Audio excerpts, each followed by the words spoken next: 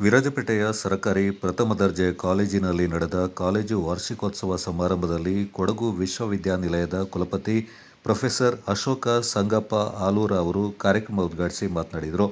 ವಿದ್ಯಾರ್ಥಿಗಳು ದೇಶದ ಅಭಿವೃದ್ಧಿಯ ರೂವಾರಿಗಳು. 3 ವರ್ಷದ ಪದವಿ ಪಡ್ಕೊಂಡು ತೆರಳುವ ನೀವು ಸಮಾಜ ನೀಡುವ ಸವಾಲನ್ನು ಧೈರ್ಯದಿಂದ ಎದುರಿಸಬೇಕು. ಓದುಗಾರಿಕೆ ಜೊತೆ ವಿವಿಧ ಕೌಶಲ್ಯ ರೂಢಿಸಿಕೊಳ್ಬೇಕು. ಸಮಾಜದಲ್ಲಿ ಕೆಡುಕು ಉಂಟು ಮಾಡದೆ ಸತ್ಪ್ರಜೆಗಳಾಗಿ ಬಾಳಿರಿ ಎಂದರು.